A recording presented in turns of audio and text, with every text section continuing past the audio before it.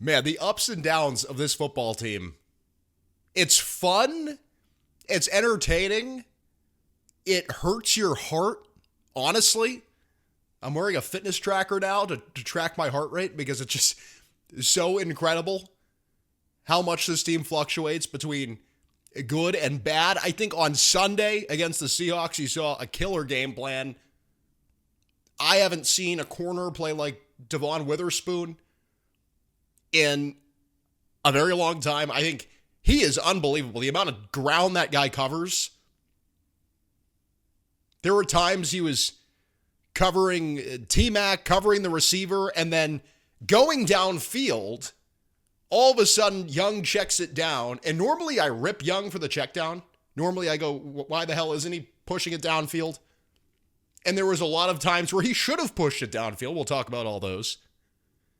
But there were times where Witherspoon he's with Coker, with Leggett, with whoever, and then he still comes back and makes the tackle and stops Rico Dowdle in his tracks. So he's a hell of a player. I thought DeMarcus Lawrence had a great game. Obviously, he had, I believe, the forced fumble and a sack. But they did a lot of unique things with their front. Normally, they were rushing 4. There were a couple blitzes mixed in there. Nothing super aggressive. But they were, I don't think, getting to Young per se, but they were in his face. It wasn't a super clean pocket. As Dave Canales says in the press conference clip that I have for you later, that's the NFL. I think he calls it a big boy league. That's the big boy league, or the big leagues. Welcome to the big leagues, Bryce Young. And it was a lot different than what you saw against the Bucs, which was more of the cage rushes, and they weren't sending pressure inside. There were a couple times where Lawrence looped inside, and they made it, it wasn't a clean pocket for Young per se, and they made it difficult on him. It's not to say that he didn't leave plays on the field. He certainly did. He certainly did, as I reviewed film. Starting at 4 a.m. this morning, rolled out of bed, watched film, in bed actually. I didn't even get out of bed and watch film. I was rolling around watching film in there, and that sounds more perverse than it actually is.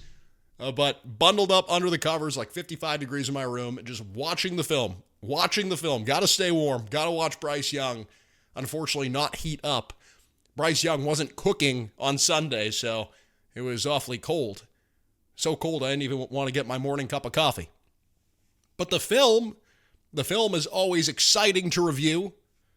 And the Seahawks had an unbelievable game. They did. And the Panthers, for as bad as they played, the Seahawks had a really good game. It was clear they had 11 days of preparation, 11 days of rest.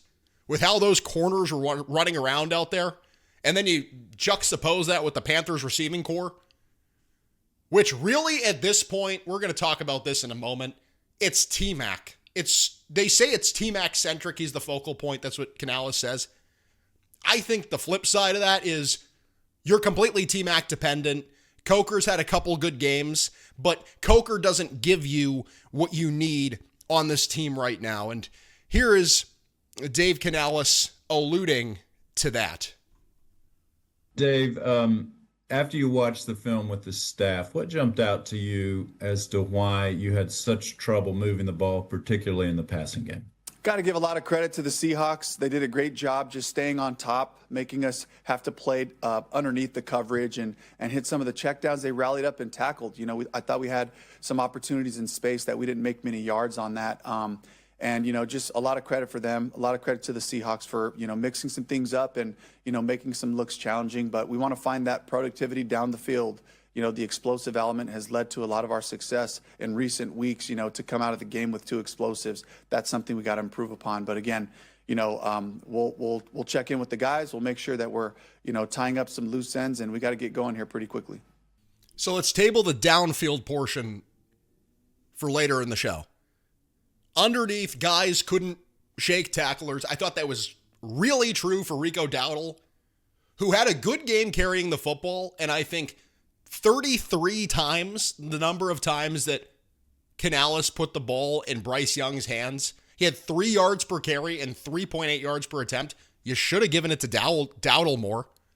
He had I believe it was 5.9 yards, 4.9 rather, per rush. You only ran it with Dowdle 12 times total. Chuba had 2 carries. Dowdle had 7 in the first half. They tried throwing their way out of this game.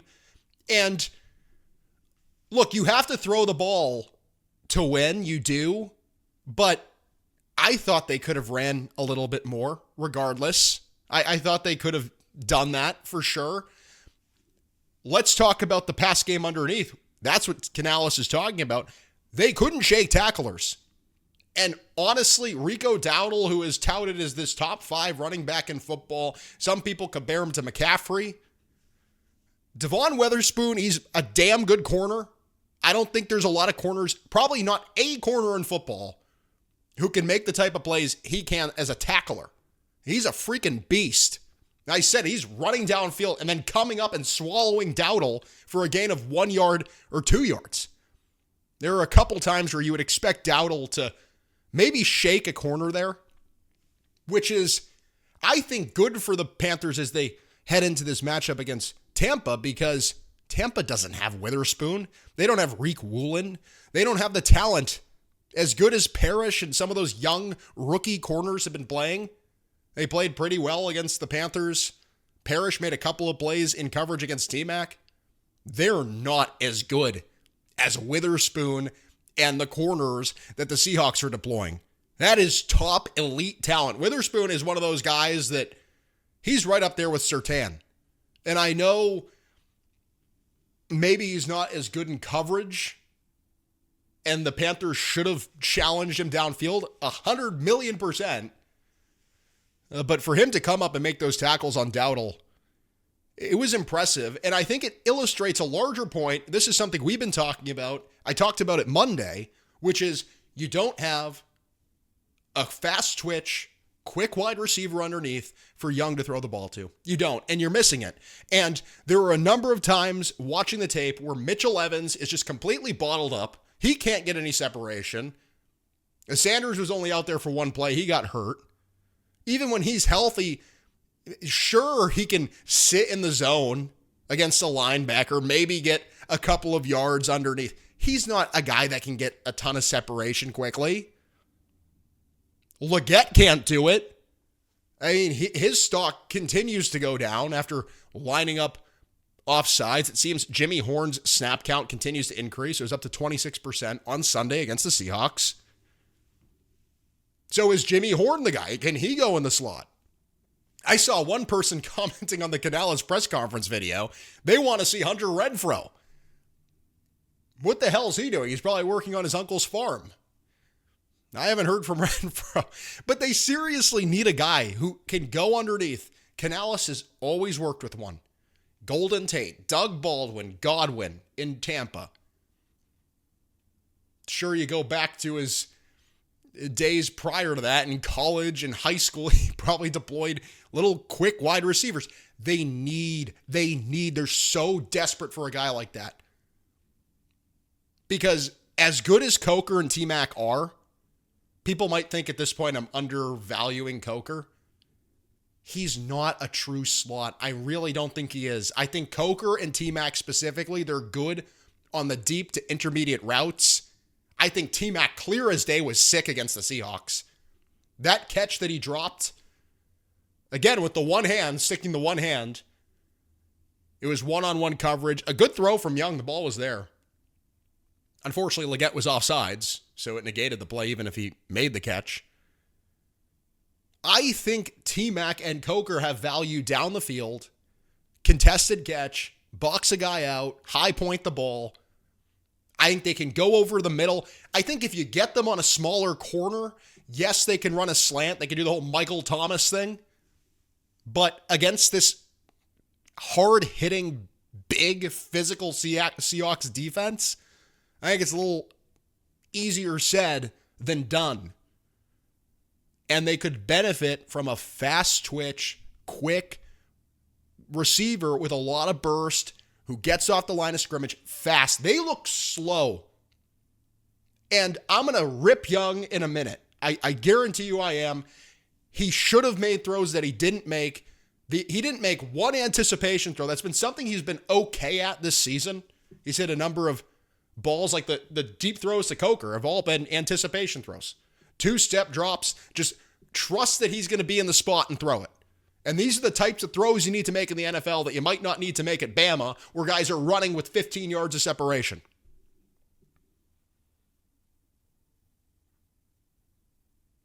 They still need a guy underneath. They still do.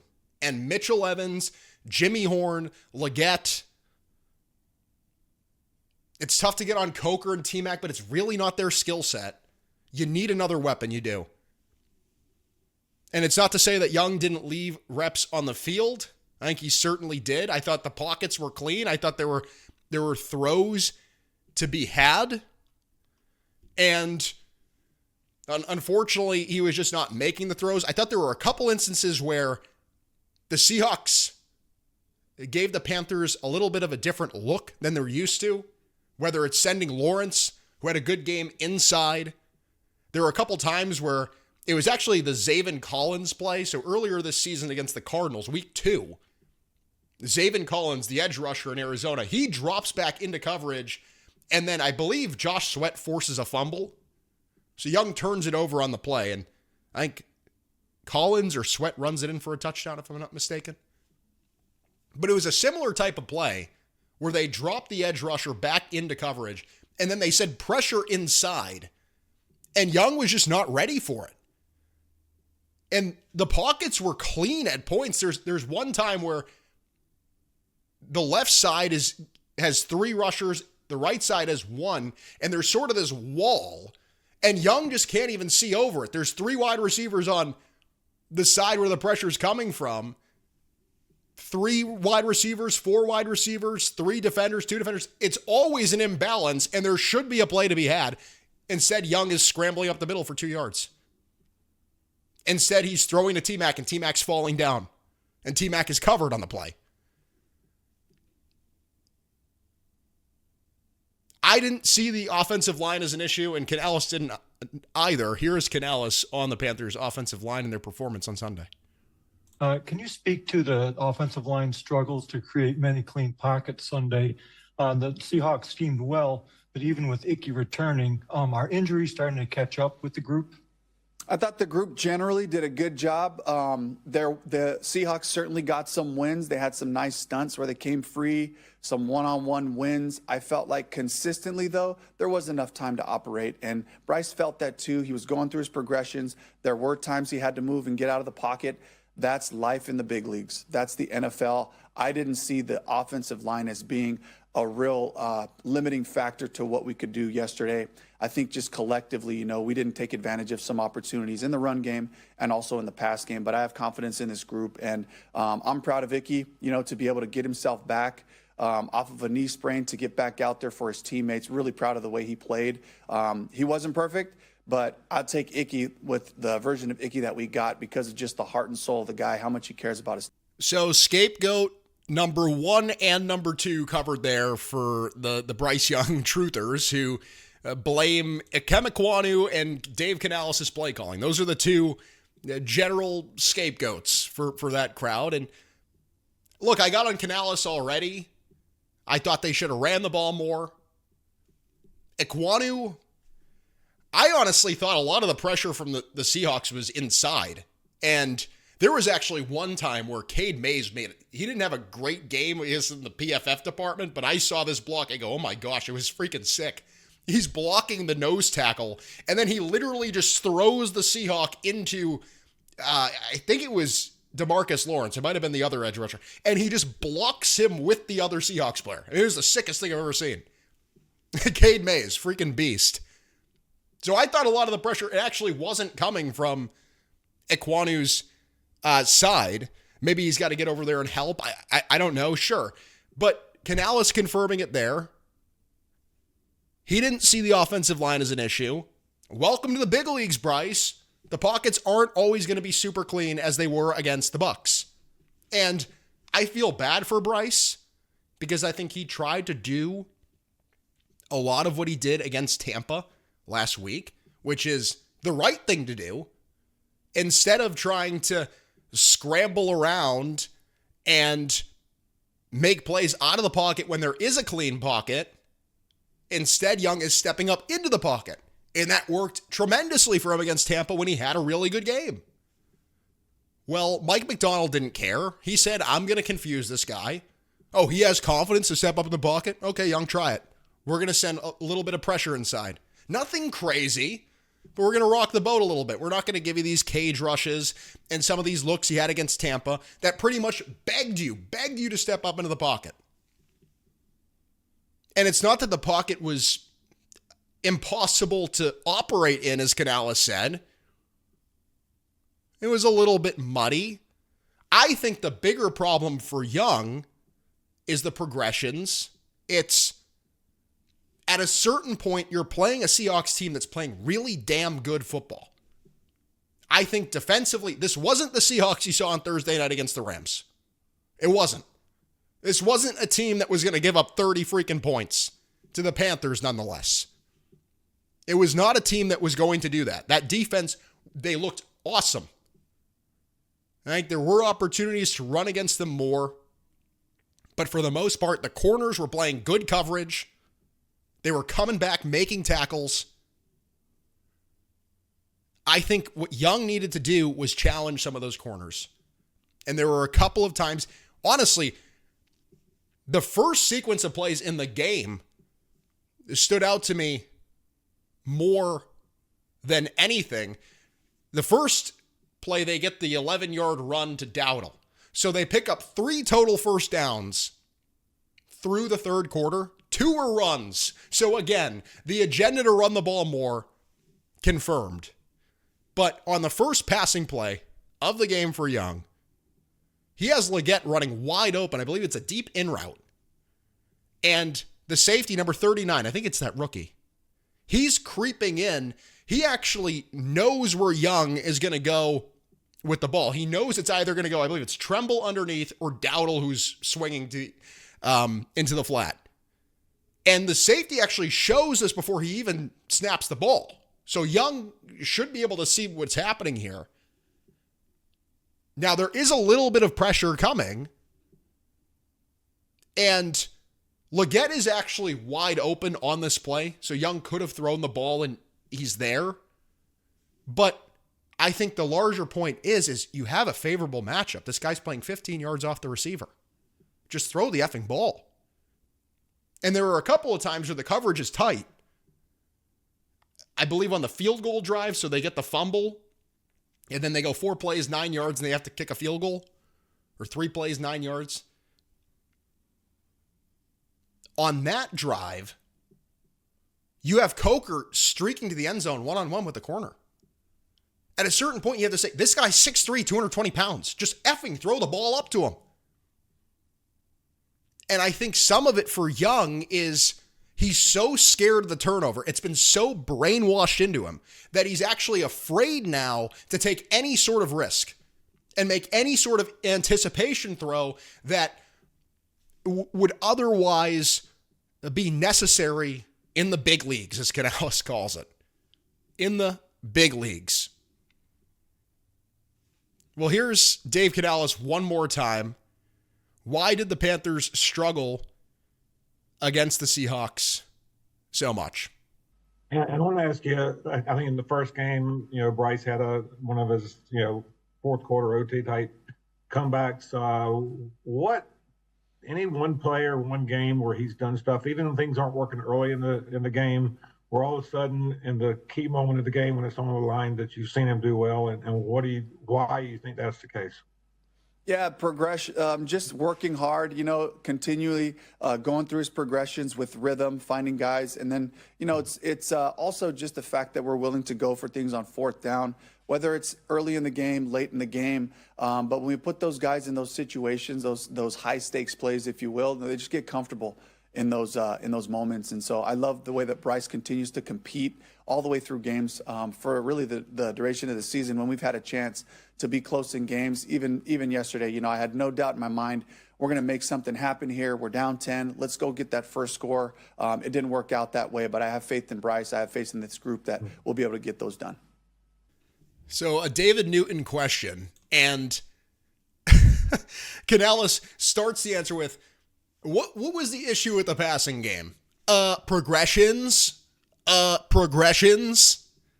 So to those who are less technically savvy, not that you should be, not that you should know this definition or this word per se, but he's basically saying the issue with Young is he can't see the field. He's seeing the field improperly. He's going through his reads too quickly. He's not taking the right read. He's not throwing to the open receiver. I think in the case of Young, it's more so he's afraid to throw to the guy who has a favorable matchup, has the one-on-one matchup. Whether it's Coker going over the top. I think there was one play, it was the second passing play, again, first drive of the game, where these things, I honestly thought on this drive, more than other drives, there were a ton of opportunities. I don't know if the Seahawks just came out a little bit cold, but they actually tightened their coverage up as the game went on, and it loosened up again in the fourth quarter. But I thought the second and third quarters are really good for the Seahawks defensively, just more so than it was in some of the other drives of the game. But it's the third play, it's a four-man rush, and again, it was one of these plays where all the three guys come from one side, and it's sort of like the Great Wall of China on the right side of the offensive line. Young has, I believe it's Tremble, and then two receivers, T-Max on the other side of the field. They're wide open. I think Tremble is just green grass in front of him. Green grass in front of him. If he just throws the ball, it lobs it up. Tremble goes 20 yards, 30 yards on the field. And I thought in this case, I forgot what Young did it. Maybe he scrambled forward.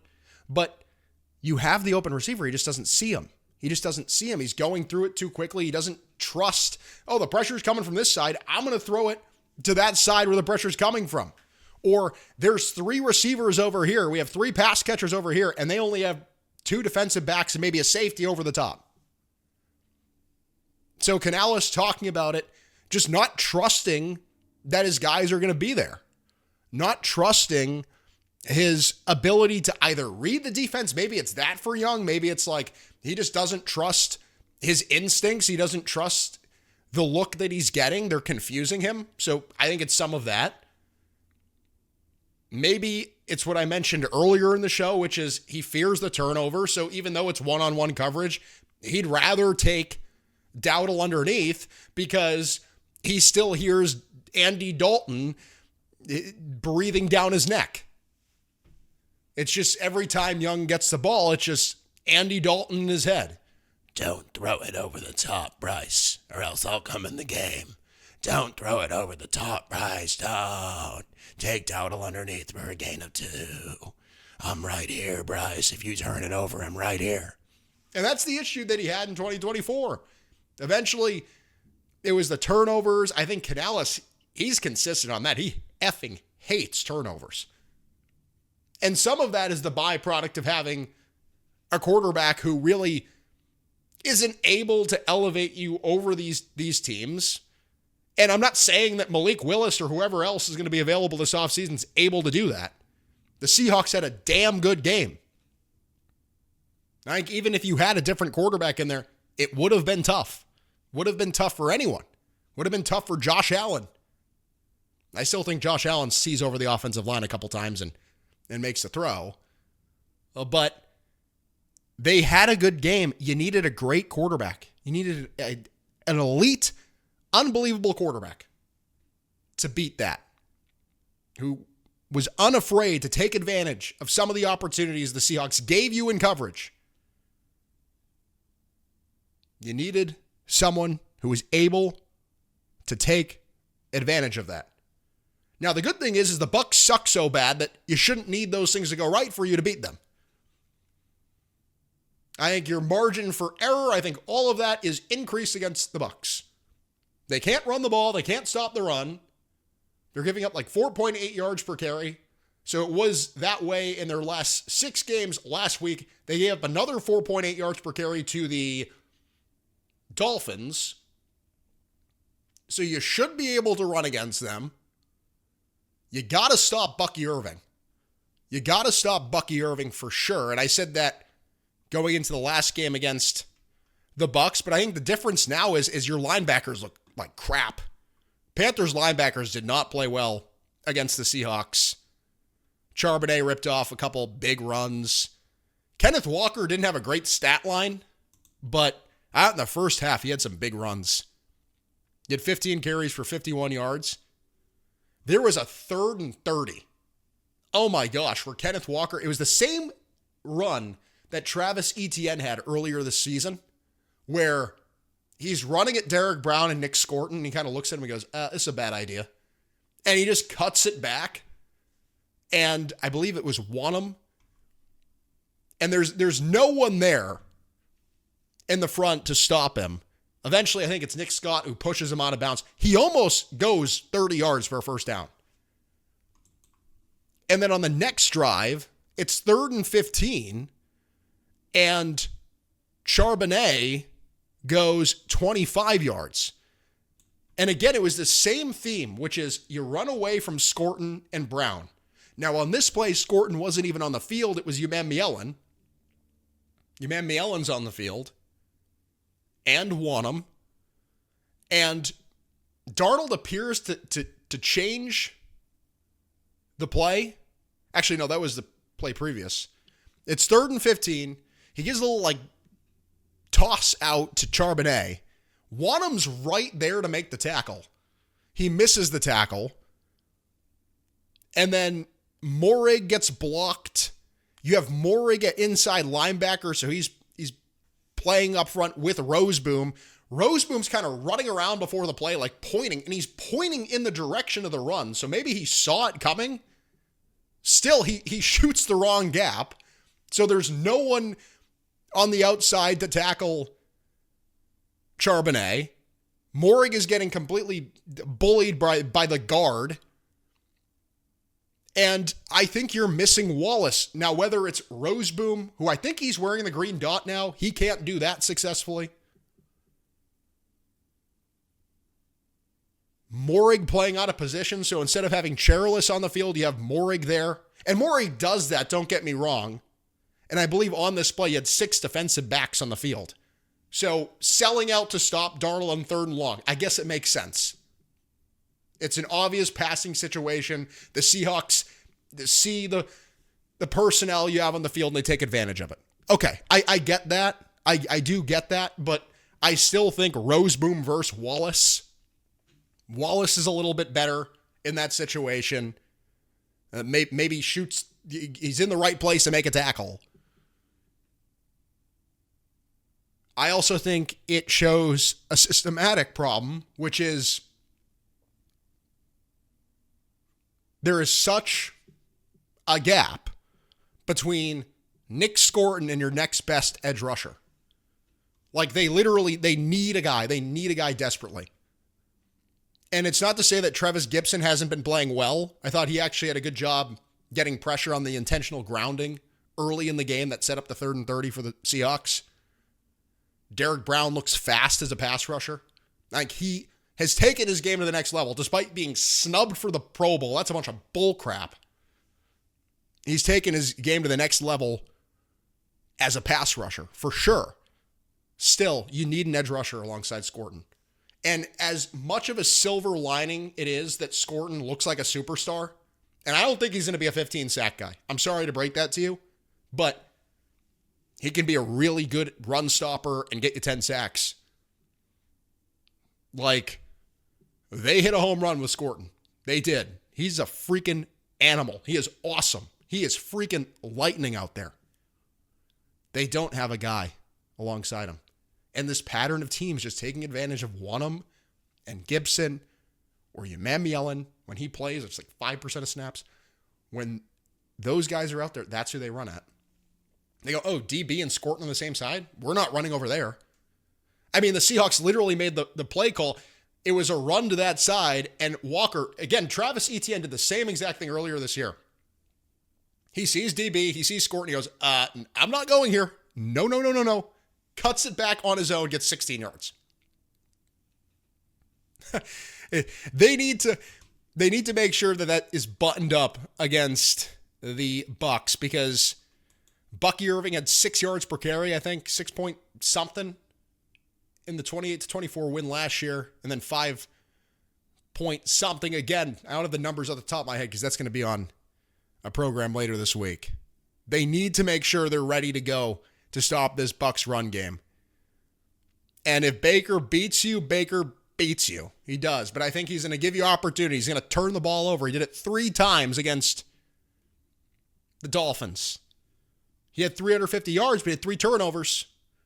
So can you do right more? I think the Bucs defense is a lot worse than the Seahawks defense, which is good news. It's good news on this program.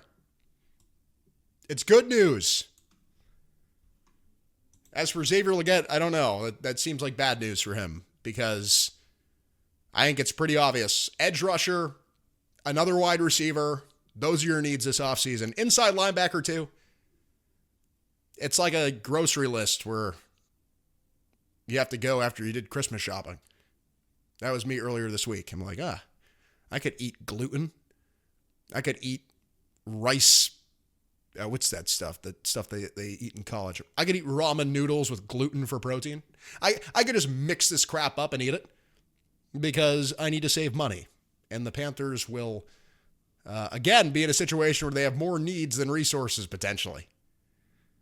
They need 5 first-round picks to get an inside linebacker and edge rusher. This is The Tone. Thank you so much for tuning in. We're coming up with so much more for you this week. I hope you enjoyed the program. And I'm going to get more coffee because this is empty. And I want to do that Dairy Queen thing where they put it over their head like that. But now coffee dripped on me. And I don't swear.